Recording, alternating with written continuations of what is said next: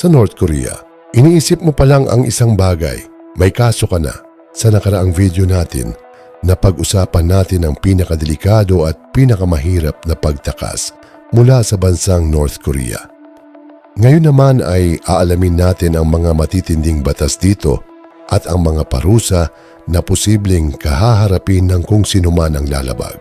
Bago magpatuloy ang isa na namang kamangha-manghang usapang ito at talagang kapupulutan nyo ng aral, ay isubscribe mo muna ang channel na ito. Salamat. Una ay ang pagtakas sa bansa.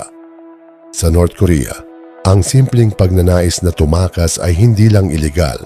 Isa itong mabigat na krimen laban sa Estado. Ang sinumang mahuling tumatawid sa border, lalo na papuntang China, ay agad itinuturing na taksil. Kapag nahuli, hindi lang ikaw ang mananagot. May tinatawag na collective punishment kung saan pati pamilya mo, magulang, kapatid, kahit anak ay maaaring madamay. Ang parusa, mahabang pagkakakulong sa labor camps, sa pilitang trabaho, matinding gutom, at sa ilang kaso ay habambuhay na detensyon. Pangalawa ay ang panunood ng foreign media. Mahigpit na kontrolado ang lahat ng pinapanood sa loob ng North Korea. Ang panunood ng K-drama, Hollywood movies, o kahit simpleng foreign content mula sa South Korea ay itinuturing na paglabag. Karaniwang ipinapasok ang mga ito sa pamamagitan ng smuggled USB o SD card. Ang parusa, pagkakakulong, forced labor, at sa matinding kaso, mabigat na sentensya lalo na kung ikaw ay nahuling nagkakalat o nagbebenta ng ganitong content. Pangatlo ay ang pakikipag-ugnayan sa mga dayuhan. Ang pakikipag-usap sa mga dayuhan ng walang pahintulot ng gobyerno ay pinaghihinalaang espiya o pagtataksil. Kahit simpleng pakikipag-chat o pagtanggap ng tawag mula sa labas ng bansa ay maaaring magdulot ng problema. Ang parusa, interrogation, surveillance, at pagkakakulong. Sa ilang sitwasyon, maaaring gamitin ang torture upang makakuha ng impormasyon. Pang-apat, pagpapakita ng pagkawalang galang sa leader. Sa North Korea, ang leader ay itinuturing na halos sagrado.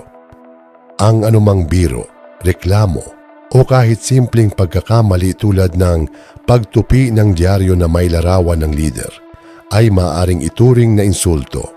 Ang parusa, mabigat na detention, forced labor, at minsan ay public punishment bilang babala sa iba. Panglima, pagmamay-ari ng illegal media devices. Ang pagkakaroon ng USB, SD card o anumang device na may foreign content ay mahigpit na ipinagbabawal. Madalas itong ginagamit para makapanood ng balita o entertainment mula sa labas ng bansa. Ang parusa, confiscation ng lahat ng kagamitan, pagkakakulong, at mas mabigat na parusa kung ikaw ay distributor. Pang-anim, paglalakbay ng walang permit. Hindi ka basta-basta makakalipat ng lugar sa loob ng North Korea. Kailangan ng official permit kahit pupunta ka lang sa ibang lungsod o probinsya. Ang parusa, pag-aresto, detention at posibleng investigasyon kung bakit ka naglalakbay ng walang pahintulot. Pang-pito, pagpunaw o pagbatikos sa gobyerno. Ang malayang pagsasalita ay halos wala sa bansa. Ang simpleng pagreklamo tungkol sa pamahalaan ay maaaring ituring na propaganda laban sa Estado, parusa, interrogation, torture, at pagkakakulong sa labor camps kung saan napakabigat ng kondisyon. Pang-walo, pakikinig sa foreign radio. Kahit ang pakikinig sa radyo mula sa labas ng bansa ay iligal. Ang mga radio device ay kadalasang nakalock sa government-approved frequencies. Parusa, pagkakakulong at patuloy na surveillance upang matiyak na hindi na mauulit ang paglabag. Pang-siyam, smuggling o illegal trade. Ang pagpasok o paglabas ng produkto ng walang pahintulot ay mahigpit na ipinagbabawal. Ngunit dahil sa kakulangan, may mga taong sumusugal para mag-smuggle ng pagkain o gamit mula sa China. Ang kaparusahan nito, pagkumpiska ng lahat ng produkto, pagkakakulong at forced labor. Ika-10, paglabag sa cultural at social rules. May mahigpit na pamantayan sa pananamit, buhok at asal. Hindi ka basta pwedeng magpahayag ng sariling estilo lalo na kung ito ay may impluensya ng foreign culture. Ang kaparusahan, public shaming, babala, at sa paulit-ulit na paglabag ay maaaring humantong sa mas mabigat na kaparusahan. Ika-11. Hindi pagsunod sa mandatoryong pagpupulong. Sa North Korea, obligado ang mga mamamayan na dumalo sa mga political meetings at indoctrination sessions. Dito tinatalakay ang ideolohiya ng Estado at inaasahan kang aktibong makibahagi ang parusa. Pagmamarka bilang disloyal, pagkawala ng pribilehiyo, at posibleng ipadala sa forced labor kung paulit-ulit na lalabag. 12. Ang hindi pagpapakita ng interes o suporta sa propaganda ng gobyerno ay pinaghihinalaan agad. Kahit simpleng pagiging tahimik sa mga rally ay maaaring mapansin. Ang kaparusahan, surveillance, interrogation, at posibleng parusa depende sa interpretasyon ng autoridad. 13. Pagkasira o pagpapabaya sa imahe ng leader. Ang mga larawan ng leader sa bahay ay kailangang laging malinis at maayos.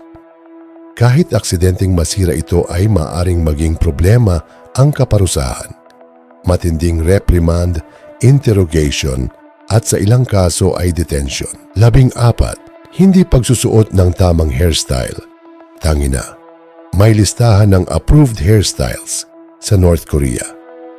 Ang sobrang kakaibang buhok o impluensya ng foreign style ay hindi pinapayagan at ang parusa sa pilitang pagpapagupit, public warning at mas mabigat na parusa kung paulit-ulit. 15. Pagmamay-ari ng hindi autorisadong telepono. May mga smuggled phones mula sa China na nakakakuha ng signal sa border. Ito ay mahigpit na ipinagbabawal.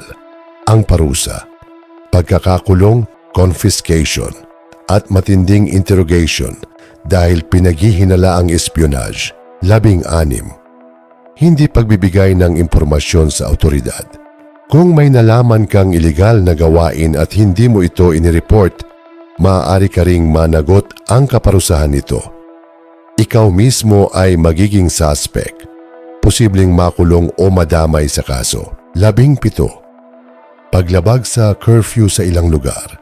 May mga lugar at oras kung saan bawal ang paglabas. Ang paglabag dito ay agad napapansin dahil sa mahigpit na kontrol ang parusa. Pag-aresto, questioning, at detention depende sa sitwasyon. 18. Pagpapakita ng religious activity. Ang relihiyon ay mahigpit na kinokontrol at kadalasang ipinagbabawal kung hindi aprobado ng Estado ang parusa. Pagkakakulong, forced labor, at matinding interrogation. 19. Pagtatangkang manood o gumamit ng internet. Ang internet access ay limitado lamang sa gobyerno. Ang pagtatangkang makagamit ng tunay na internet ay itinuturing na malaking paglabag ang parusa. Mabigat na parusa kabilang ang pagkakakulong at surveillance. At ang huli, pagpapakita ng impluensyang dayuhan sa pananamit o asal. Ang paggaya sa fashion, salita o kilos mula sa South Korea o ibang bansa ay hindi pinapayagan. At ang parusa, public criticism sessions, babala at posibleng mas mabigat na kaparusahan kung patuloy. Sa North Korea, halos bawat galaw mula sa pananamit, pananalita hanggang sa iniisip ay may katumbas na batas. Ang mga parusa ay hindi lang simpleng multa o babala, kundi maaring magbago ang buong buhay mo at ng iyong pamilya. Ito ang realidad sa isang bansang ang kontrol ay umaabot hindi lang sa kilos, kundi pati sa mismong kalayaan ng isip.